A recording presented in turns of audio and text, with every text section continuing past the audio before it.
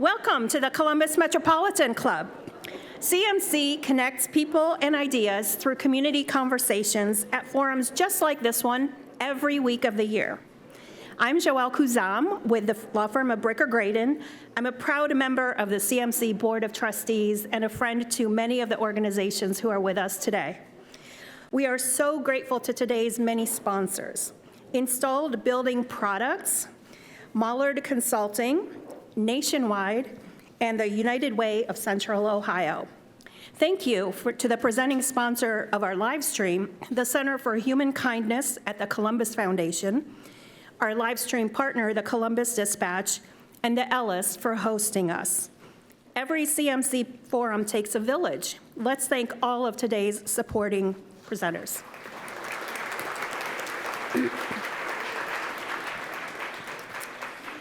Well, we have all heard about the looming cutbacks in federal funding that could impact some of Central Ohio's most vulnerable populations, including immigrants and refugees. That's the topic of today's forum, When Safety Nets Shrink. With our esteemed panel, we will unpack why this is happening, the impact that potential cutbacks are likely to have in the communities, and what actions we can collectively take. To introduce today's wonderful panelists, please help me welcome Chad Jester from Nationwide.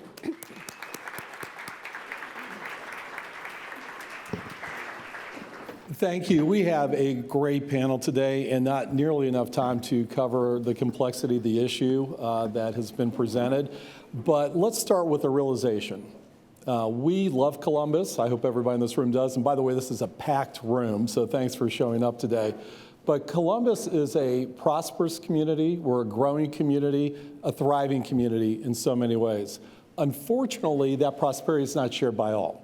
That's why our safety net services are essential for a portion of our population. But as we continue to grow, the growth is not all top-end growth. We are growing at all population levels, especially with folks who have needs in our community where the safety net helps keep the bottom from falling out further, provides stability, and hopefully a platform for households to grow and enjoy that prosperity with the rest of the community. At Nationwide and the Nationwide Foundation, we've been involved with safety net services for many, many years. Homelessness and hunger have been two of our key platforms of our funding for many, many years. So we've had a chance to get to know some of the panelists today. They have a lot to say, I'm sure, and again, a very tight window to do it. That's why we have a great facilitator in Dr. Lisa Courtice, who will drive the conversation. But we're going to introduce the panelists, and you are allowed to share your applause for the panelists, if you would, today. So let's start with my immediate left, Dr. Seleshi Asfaw from ETTS, Ethiopian Tewahedo Social Services. I passed the test. All right. Next, Liz Brown, CEO of the YWCA of Columbus. Liz. Michael Corey, Executive Director of the Human Service Chamber of Franklin County. Michael. That was pretty good. Was that your table doing all the applause and the, yep, all right. Your mom, good. And Shannon Hardin, President of Columbus City Council. And our facilitator and host, Dr. Lisa Courtice, CEO of the United Way of Central Ohio. Lisa.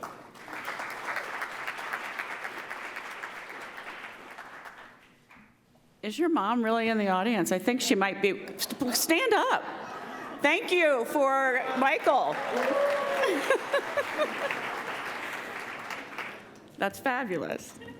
Thank you all for being here and caring. I can't wait to hear your questions. I can't wait to hear from our panelists. Before November, when we elected a new president and then now have a new administration, our hair was already on fire because of the loss of, or no longer being able to access ARPA funding. So this is just adding on to what is already a crisis. So I thought we would start by first asking Michael, who many of us, by the cheers in the room, look to level set and help us understand where we are today in this chaotic environment. So Michael, what is the White House seeking to do, and what is the current state of federal funding? So I get 30 minutes to answer this question, right? Well, thank you all. It's a real honor to be on this panel and in this room. It feels like a membership meeting of ours.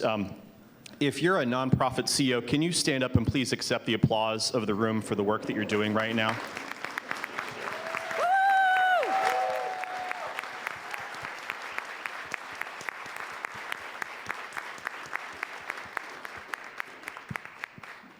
It's actually better attendance than we've ever had for a membership meeting, so this is great.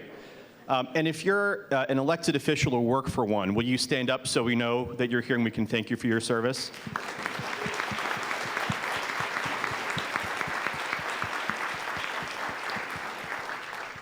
That was more for me than for you, so I can know not to get in trouble with anybody that's here.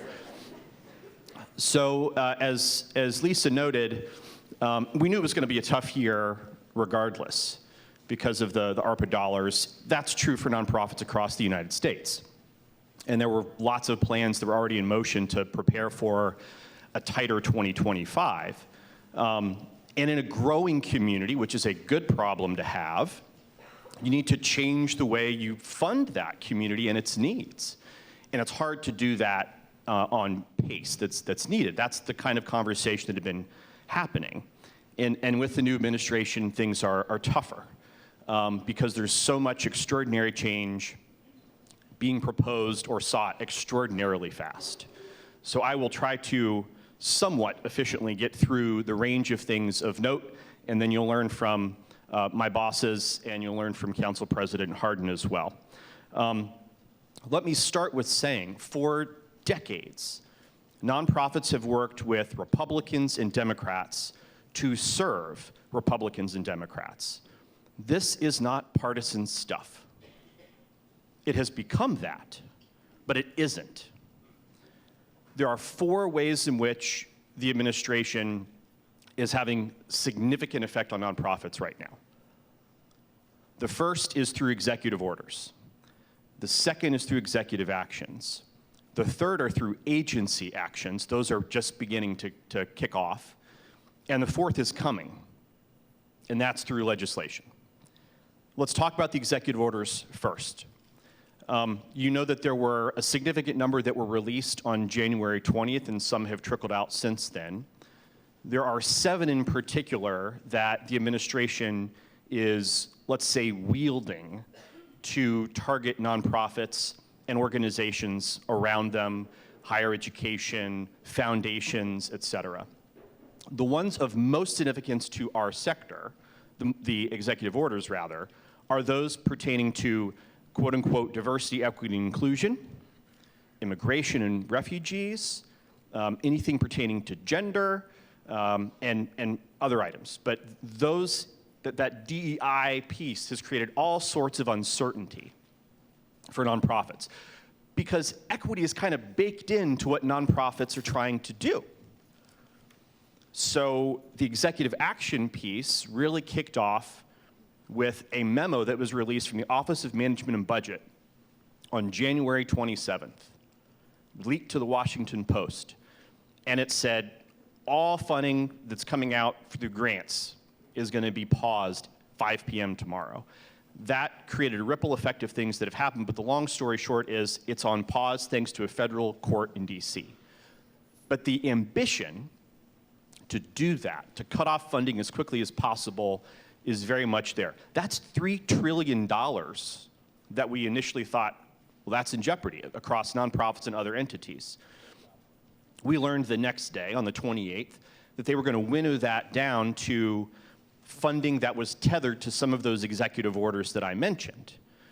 So we've asked our members, we have 220 members we serve, how would that affect you?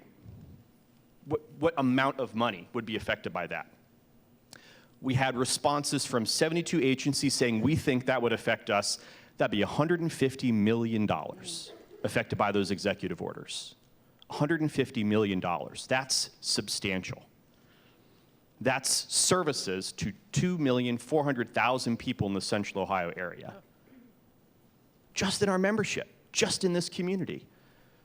That is a massive wallop to a huge chunk of the economy if this goes through. We looked at federal funding more broadly, though, because on Friday night, in a very little seen memo from the White House, they said explicitly, we're going to look at every dollar going to nonprofits. Every dollar. Now, if they're being originalists, they said, we want to look at future funding. So this may not suggest another immediate challenge for all nonprofits. But just to get a sense of the scale, our members say they receive $230 million in federal dollars overall. So again, this is a substantial threat and challenge. Agency action, the third area. They're just now getting in these secretaries over the agencies, the ones that they want to keep running, that is. And we're watching very closely a few agencies in particular because they're very relevant to the health and human services sector. Their programming, their dollars, their operations, their support. The first is Health and Human Services. Having Mr. Kennedy in there would pose some obvious challenges to the work that is done. Second, the Department of Justice, because they can go after nonprofits if they're trying to engage in the DEI work that is now in the crosshairs. Third is the Department of Education, which they're trying to eliminate altogether. There's all sorts of funding baked into that. And the fourth is a boring one, but it's a key one, and it's the Office of Management and Budget. And that secretary just got through. And that brings us to the legislation piece, and that's going to be relevant in a couple of days as there's a budget that is pursued by the federal government through a process called reconciliation. They're infighting right now in the Republican Party, the majority party, on how much they want to cut. They're waffling between 1.5 trillion with a T and 2 trillion. And the big targets are Medicaid and other programs indirectly and directly relevant to health and human services nonprofits. Real quickly, and then I'll shut up. The ripple effect of all this is really important to be cognizant of too. For example, the state of Ohio's new budget came out yesterday afternoon. There is language in there that would trigger the cessation of Medicaid expansion in Ohio if federal funds don't match up to 90%. There are about 13 states that have such language. That's a significant effect here in Ohio related to all of this. So in sum, there has never been anything quite like this before, and courts and people in communities are having to adapt and figure this out in real time, and we're talking to lots of lawyers, and we're talking to lots of statewide and national advocates in this space to try and all figure out together how we adapt and get through this. Thank you. The impetus for today's program started in a conversation that we had with Dr. Seleshi, who for weeks and months and years has been educating us about the importance of our immigrant and refugee community and the needs that they have. Unfortunately, in the first Trump administration, he gained some experience in what it means to lose funding. So we're eager to hear from you about what this means, what you predict, threats you're seeing for our immigrant and refugee population. Thank you, Dr. Lisa, my friend. We are fortunate having a leader like you, passionate, and since we know each other since 2004, 2005. And my friends, I have seen a lot of good friends that were working together in every area to build really Columbus a place where to live. And I'm really honored to be with Mike and Elizabeth and our president, Shannon Hardin. So I just, Michael, he did really a great job on giving you the general picture. I will do more specific to refugee immigrant community. What is the situation? How is our communities are feeling? And in particular, that resettlement agencies. There are 3 resettlement agencies here in Central Ohio. Jewish Family Services, Karen is here. I'm glad that you came, and Tariq.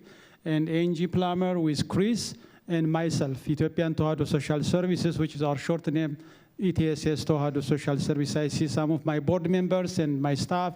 I'm glad that everyone is here because this is what the Columbus way. In time of crisis, we come together.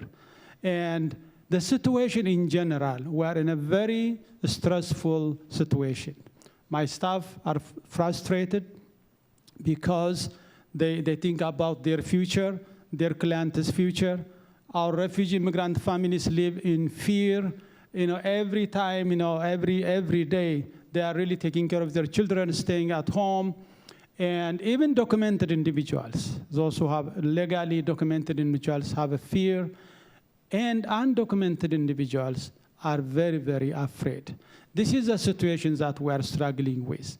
Before the executive order and after the executive order, what's happening and what it means to the refugee immigrant community is really, we are on the first line of attack on these executive orders. So when, in January 20, about Monday, one of my friends sent me a text, have you seen this? And I open it and I see that the United States Refugee Admission Program suspended. This is on Reuters headline. When I see it, I was very, very shocked. I couldn't sleep because I see how the struggle that, I was thinking about our clients, our future, our community.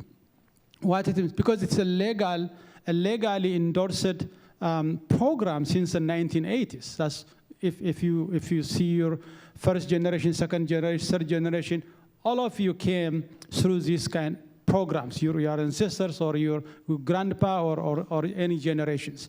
So that if that legally program has been affected, then what is the guarantee that all of us will have? So I was very, very worried. And then following that, all flights of refugees has been canceled. Half of the families are here, and half of the families are back home. That's very disturbing. About 6,000 flights have been canceled. And the most significant breaking our services and us is really when the stop to work order comes up. That is really very, very challenging, and I'll tell you why. Because between the 3 resettlement agencies, there are about 460 refugees. We welcome them in Columbus.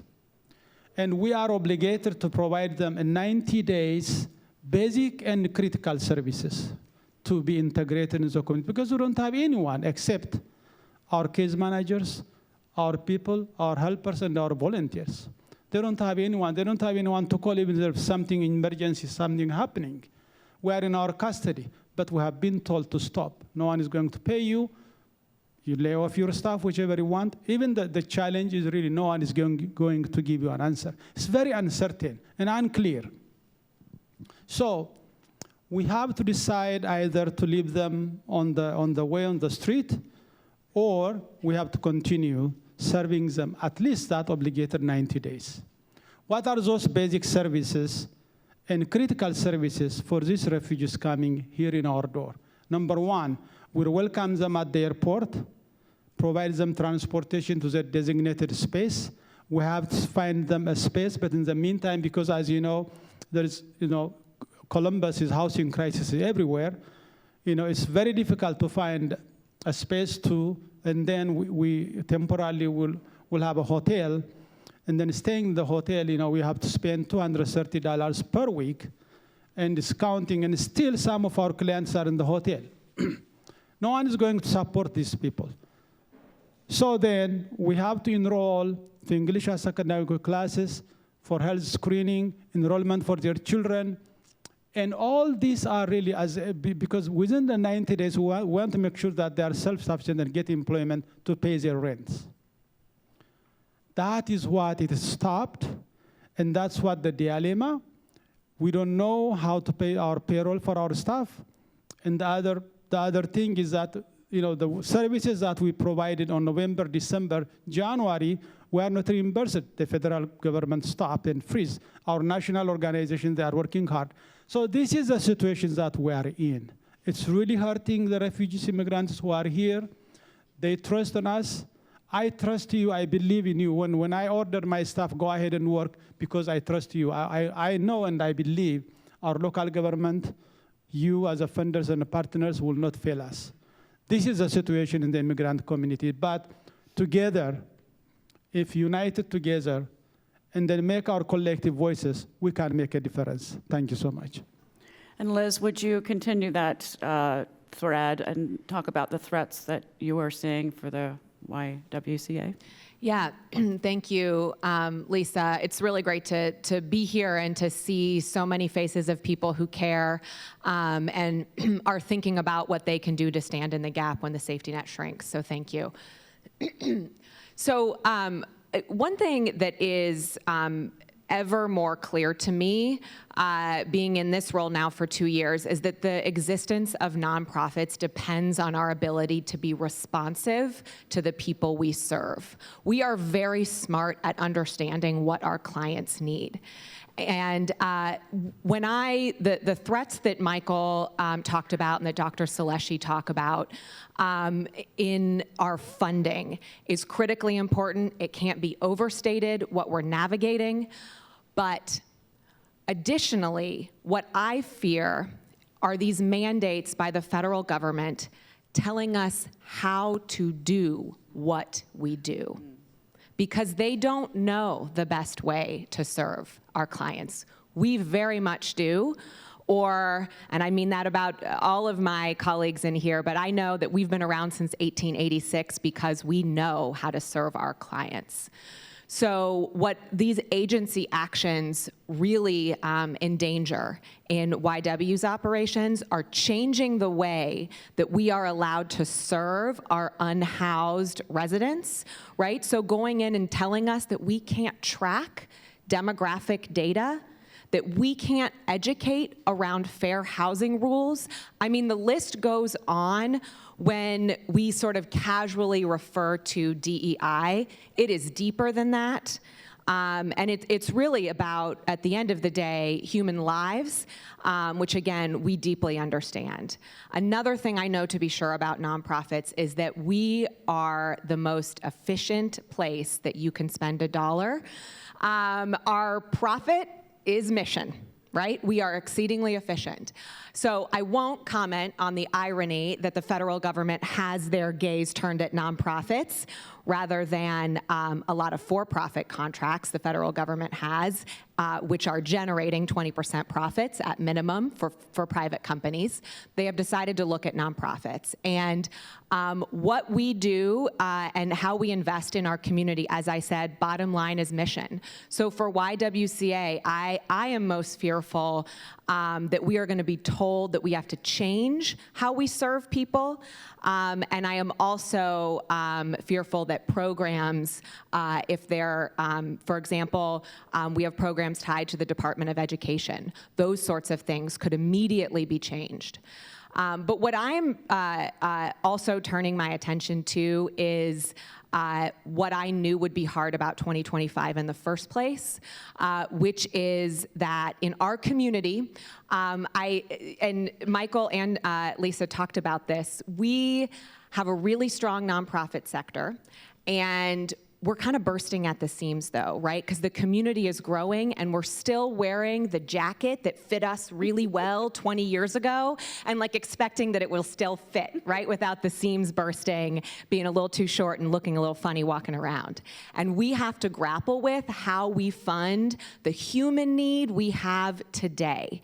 At YWCA, that is about caring for unhoused people and sheltering our unhoused population. We have to change the way that we do that to be responsive to this growing community. As Chad Jester said, we are prospering on so many factors. We are not yet prospering on how we are looking out for those most marginalized.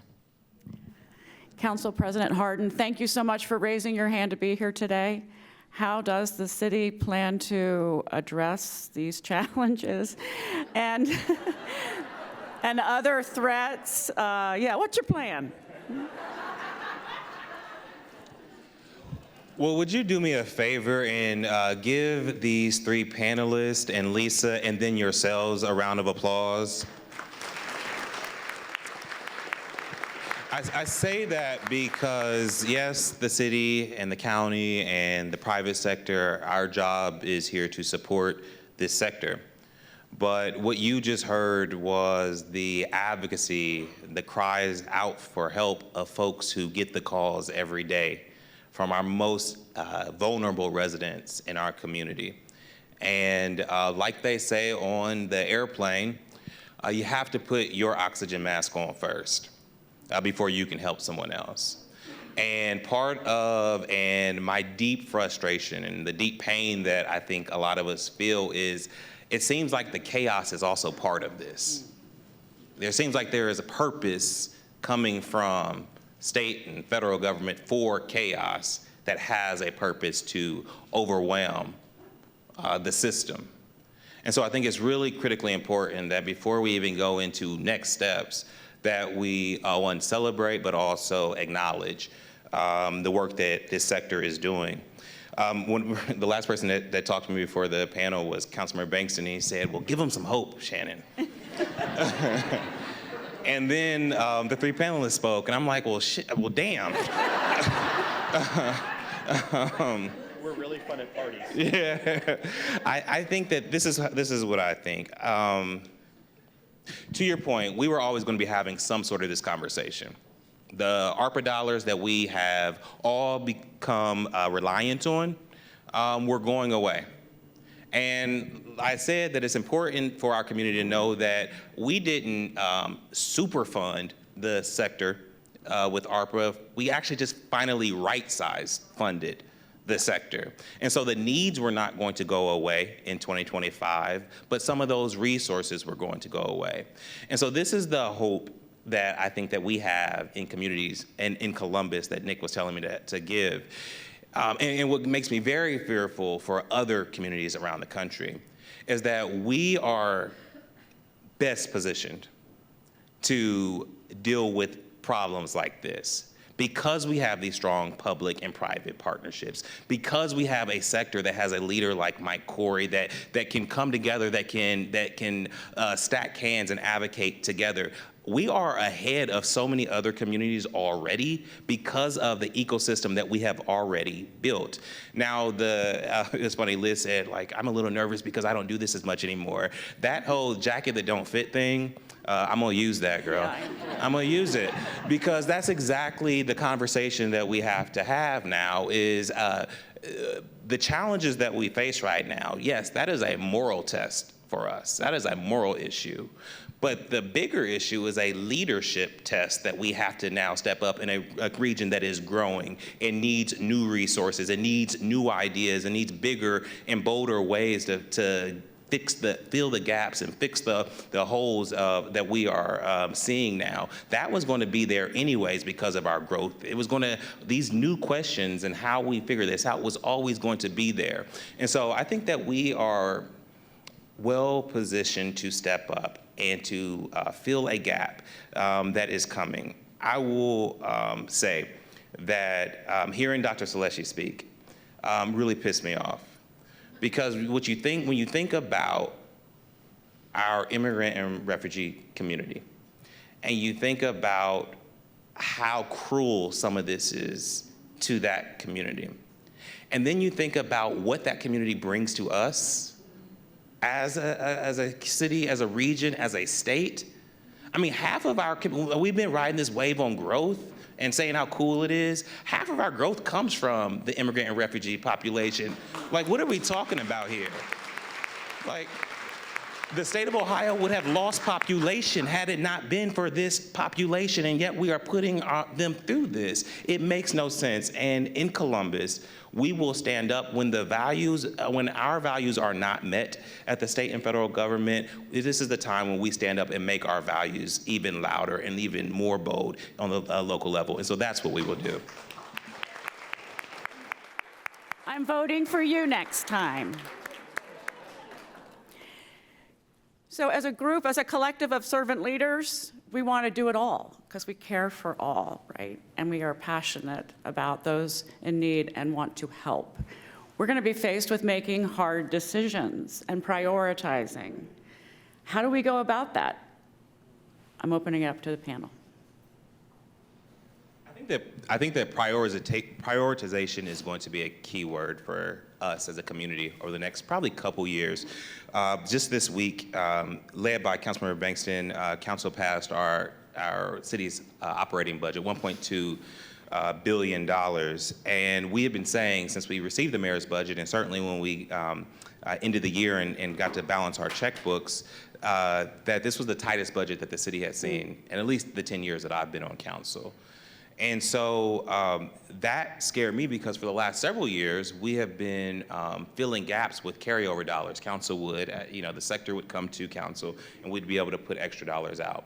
Well, we didn't have that ability to do that. So we had to really work very closely with the administration to find resources to fill gaps that are real and that had impact. And when I think about a tight budget, and it's not just going to be the city, it's going to be the county, and it's also going to be the private sector who are dealing with different challenges as well. We're going to have to say that I know we want to do it all, and I know that we want to do the shiny and cool stuff that a growing community likes and wants to do. But for the next 16 or maybe even 18 months, we might need to focus ourselves on the things that we have to do. And now those things are things like take care of our people. Those things are the human service sector. It is why that in the mayor's, in the budget that we passed, council saw that there was a real gap in funding for our shelter system and nearly doubled the funding for the shelter system. Because the one thing that we can't do is go backwards. In this year, in the next 16, 18 months where it gets tight, prioritizing people and making sure that, that if we are going to make big investments, those investments are in this sector, knowing that we still want to do the fun thing, knowing that we need to do the build outs and all those things, but understanding that we can't, if we, for instance, I'm just using the shelter system, if we allow more folks to go onto the streets in the next 16 or 18 months, it will be extremely difficult to put that genie back in the bottle. And so, so for me and how I would talk to council and to the administration, to my colleagues at the county, making sure that we step up now more than ever with this sector, I think is critically important. And if I could just add on to that, thank you. Council President Hardin, one of the things, YWCA does a lot of things in our community, but one of them is operating an emergency shelter for families. And I want you guys to think about when you're talking about your community with friends or family, what is like one of the biggest, please set aside politics, what is one of the biggest challenges that you all kind of say, yeah, our community is facing this as our biggest challenge? How many of you think it's housing? Right? Like this is what we talk about a lot, and it kind of doesn't matter what you do for a living, you notice it. When we think about the challenge that is housing, where the Band-Aid is most frayed, where the scab is open, where people are really hurting, are those that are in our emergency shelters. So my shelter, our shelter at YWCA, a third of the people in our shelter work for a living. A third of the people in our shelter work for a living, and they are homeless, and they have kiddos, and they are relying on leadership. Thank you, President Hardin. They are relying on leadership to see that of all of our many housing challenges that require collective effort, locking arms, understanding the challenge and meeting the challenge, we cannot gloss over those whom the system has most deeply failed. And because the housing challenges have grown, our unhoused population has also grown by a lot. So that ill-fitting jacket, again, I think is on full display when it comes to the size and scope that our shelters must need. And as President Hardin said, these ARPA dollars plugged a hole that had been growing. And the exit of those dollars, because we knew they would always expire, requires a new and creative solution. So that's what we want to work with our community on, because if there is no replacement for what ARPA did for the shelter community, some of us are facing, I will speak for myself, a 50% budget cut to the family center. that I operate. So how do we continue to say we need to meet the housing challenges in our community, but look the other way when that comes in the form of homelessness? I don't think we can. And I think this is the moment to figure it out, because if we don't, as Council President Hardin said, that genie does not go back in the bottle. That trauma on a child is not reversed. And we have to get that individual about it when we think about impacts. Liz, what does 50% of a cut to your organization mean to our community? What would that say about our values? What is that value statement? I think it's really important when we talk about this. Yeah, that's exactly right. I think, one of the priorities that we have to is the emergency funding gap. Not now we are struggling with. We are in a hot spot, so we have to seal that, because we have to keep our infrastructure that we have built for a long, long time. Because once you dismantle, to bring it back, it takes years and years to build in. Because it is so important for us, and then assess our core values and what are really the critical services that our community is looking for, because unemployment, the needy families, the refugee immigrant communities, those vulnerable people that we are caring, because otherwise there will be a social and political chaos is going to come, just to make. We have time for one more question, but before we do that, and after the one question, we'll open up to your questions. It is a long-standing tradition that CMC takes questions now from the virtual audience as well as the in-person audience. So if you have questions and you're in this room, please make your way back where Doug is standing at the microphone. And if you are virtual, we hope that you'll put your question in the chat. This weekend in the New York Times, the editorial board had an opinion piece that was titled, "Now is not the time to tune out." So what does advocacy look like? I'll jump in because we're an advocacy organization. I know that others have comments on this. So YWCA is not just a human services organization. We are a social justice organization. We were founded to be both. And I think that, right now, as Council President Hardin said, and as I've seen so many talk about, that like it's so chaotic and that feels like the point. The chaos is the point. There's actually Naomi Klein's theory called shock doctrine, right? Which it's like you just shock the system and people don't know where to move. And I was reading a post by a sociologist named Jennifer Walter who said that right now, the most important thing we can do is share the cognitive load, because that helps us to act. And we have infrastructure in this community to do that. Just look around this room, but then think about the 10 other people that aren't here. And when we share the cognitive load, we are able to build network intelligence, right? We are able to process and synthesize what's happening. So that is just a reminder that we're in this together. But I say more tactically, as an advocacy organization, we are firm believers in continuing to raise our voices. Michael talked about, the upcoming process in Congress of budget reconciliation. I would be more fearful right now. I'm cribbing from Ezra Klein, but he wrote a recent column that got me thinking about this. I would be more fearful if the administration were moving slowly right now. Right? If they were building coalitions in Congress behind all these actions they were taking, and they were methodically changing the way government works in our country, but they are not doing that. They are moving so fast because they are not powerful enough to move slow. And the slow process that is going to unfold in front of us, which is the legislation, that's where we act. We have to talk about impact. We have to say, I'm a voter, and this is what's happening in my community, and I need you to vote for my community. I mean, it is back to the basics in so many ways. The last thing I will say is that I've been overwhelmed, like all of us, a little depressed at times, and I am just thinking to myself, is there a way that, because we are a racial justice organization, our mission is eliminating racism and empowering women. Like, we can't hide from the DEI, guys. This is us. We're not walking away, we are here. And I don't believe that there is some national abandonment of justice, dignity, freedom. I don't believe that. And maybe we are not seeing sort of like the death of DEI right now.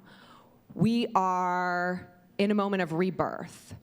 After all the dismantling and all the effort that we do to move forward, maybe pushing that boulder up the mountain, we're stronger at the top because of that. When I have to find optimism, that's how I think about it, and I believe that that sort of approach can power our advocacy.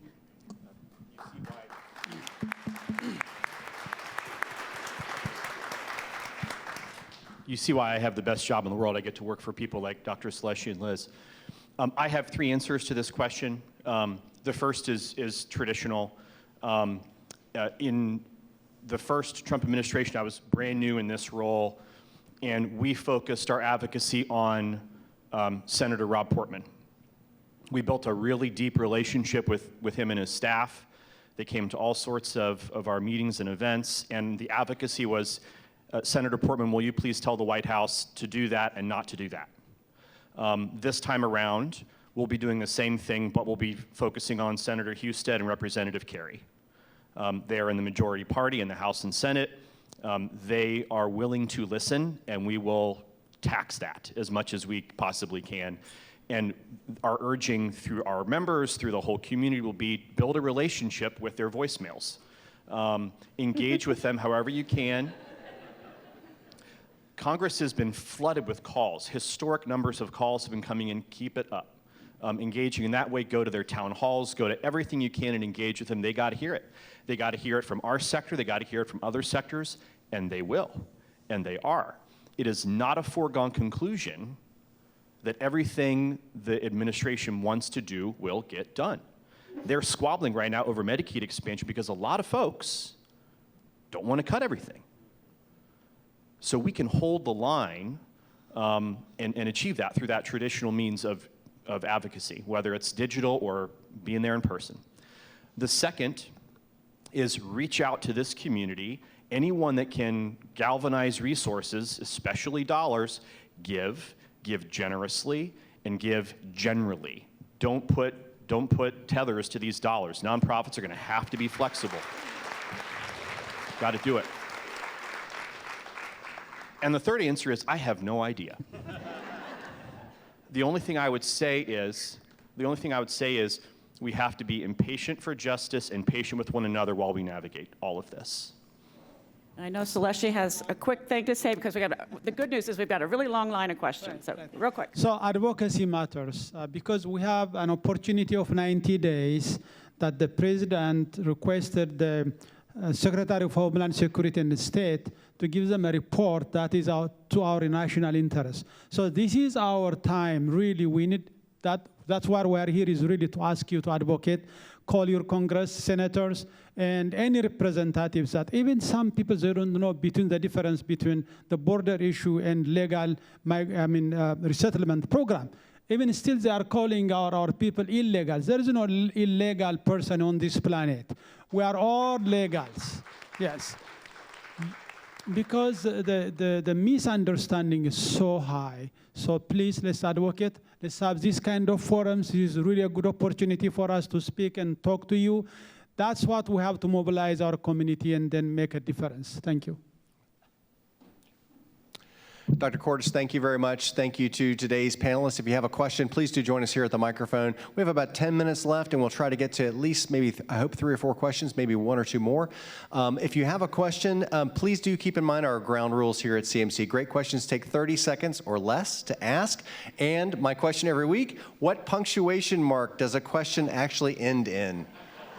It ends in a question mark. Yes, thank you. I'm going to turn it over to Karen. Hi, thank you. I'm Karen Mosenter, and I'm with Jewish Family Services. So we're one of the organizations that is affected with federal funding that across our programs for refugees, workforce, mental health and wellness. And I'd like to ask about the economic impact of these potential cutbacks. We heard a little bit about it, about the impact that refugees have had on our region's growth, about the projected growth of our region, you know, the size of the jacket. And Council President Hardin, you spoke about our success with public and private partnerships. So I wonder if you could speak more about the role of the business community in stepping up at this moment, because it doesn't come without risk right now. But certainly we need the business community in ways that are really critical to success. Well, sure, but I think that we need everybody at this moment, and that's why the city and the county and the business community are coming together to put together the Funding Review Advisory Committee. This is something that we do every several years. Last time I think was 2010.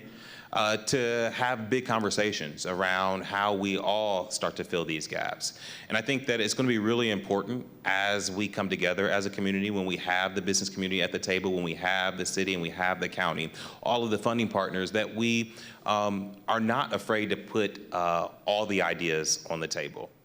Like this, when Liz was talking about right sizing the jacket, this is the opportunity to do that. I think that we can't be afraid to center some conversations around the human service sector, to center some conversations around our unhoused population. We're going to have everybody at the table in this conversation. This is a conversation around arts and tourism. It's a conversation around homelessness. It's a conversation around how do we fund all of these things. But when we say prioritization and everyone stepping up, we're going to have to really focus that conversation on the biggest needs. And I think that the biggest need right now is making sure that people are supported in this moment. And not just, I don't want us to just be bold about solutions and uncomfortable about how we talk about this and how we ask different sectors to step up, but I also want us to move with urgency as well. So when ideas come up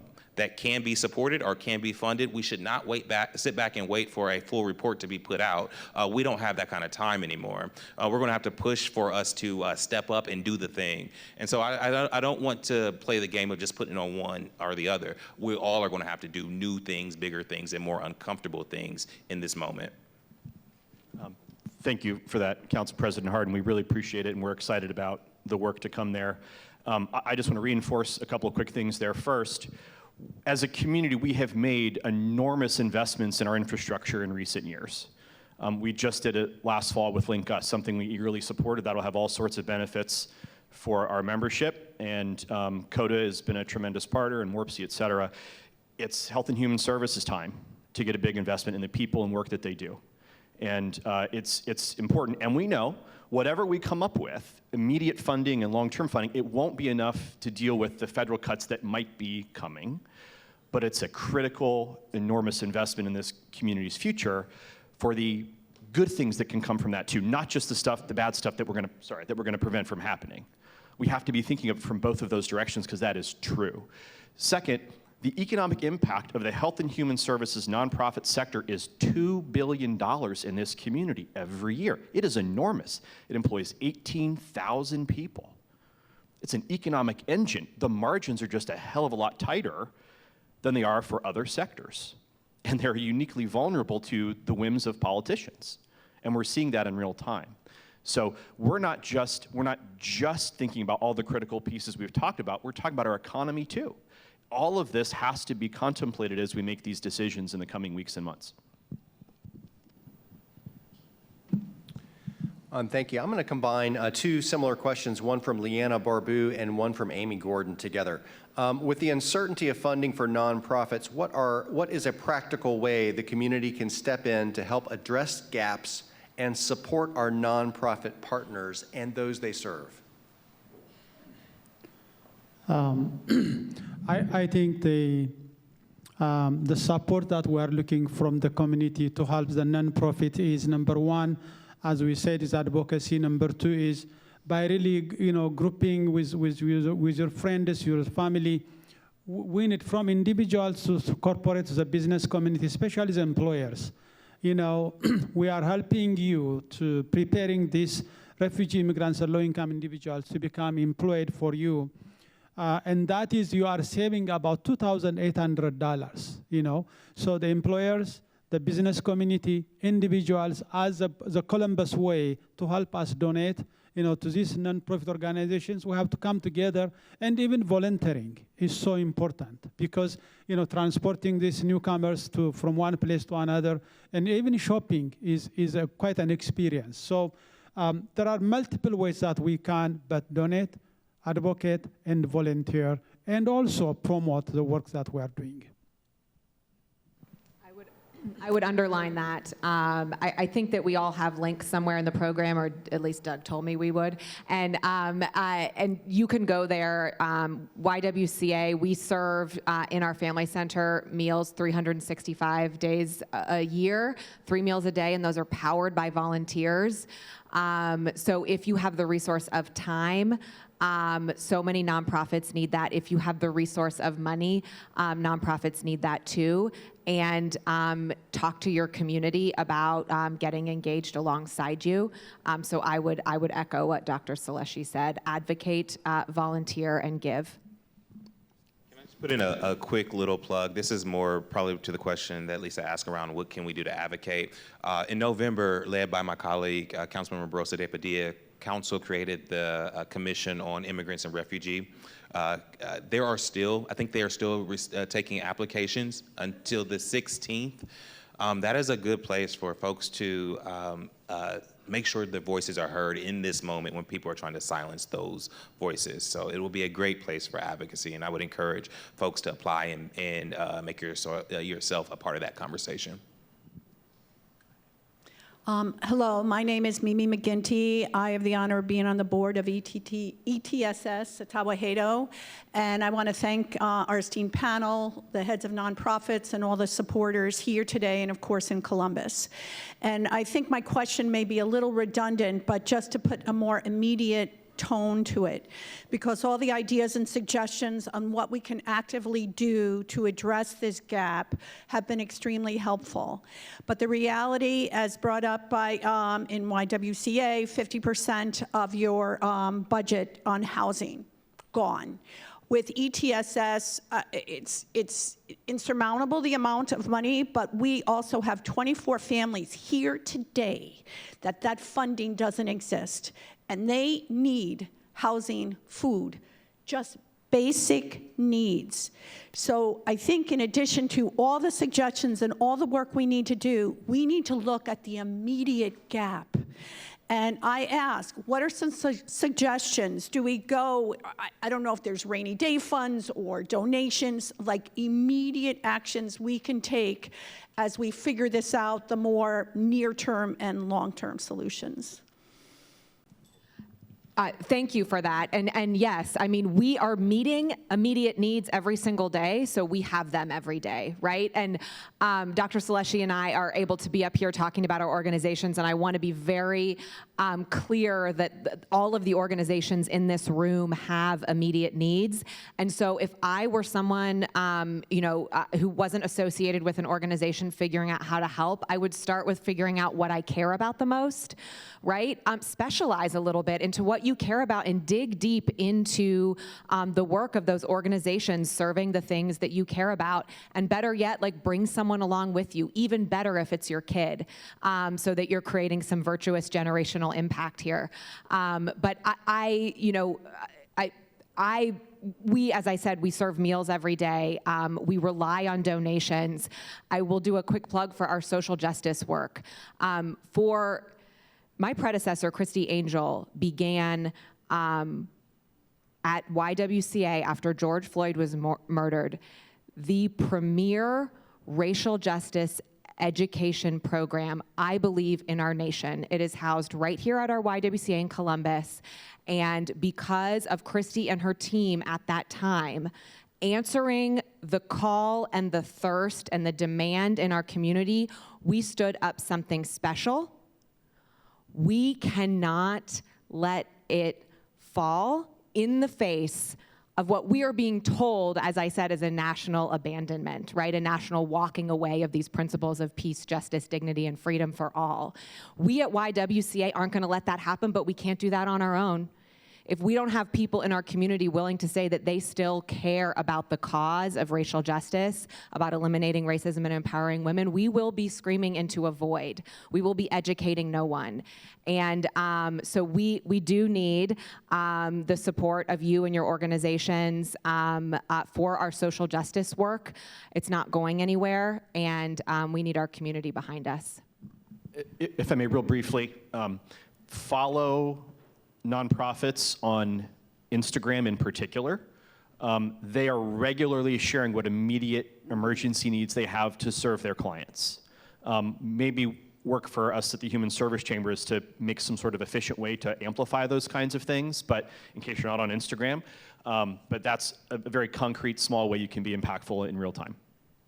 And I would just say that what you just heard was the urgency of the moment. Council, the city will not gloss over those needs. We couldn't, because we have Councilmember Melissa Green on the council, who would not allow, she's a perfect advocate. But I will also say that I believe the role of city government now, local government, is to bring stability in the midst of the chaos. And so that's the role that we will play. We will try to bring folks together, convene big coalitions, and try to put forward thoughtful responses to these emerging needs. That's the role that I think the city will play over the next year or so.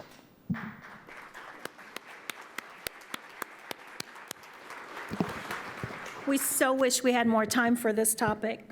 I hope you found today's community conversation not only sobering, but that it motivated you to think about different ways that you can help during these challenging and uncertain times.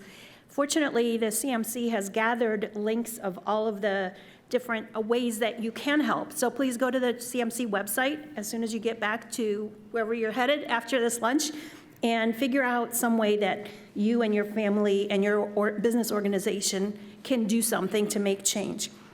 Very briefly, I want to once again thank the sponsors of today's forum: Installed Building Products, Mullard Consulting, Nationwide, and the United Way of Central Ohio.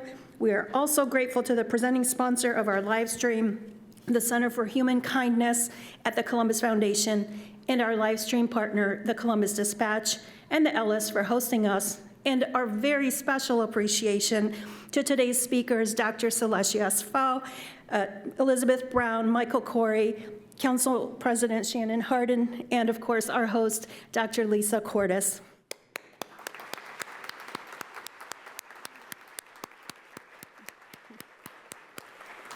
Please make plans to join us right here at the Ellis next Wednesday for another terrific forum, Insights from Congresswoman Joyce Beatty.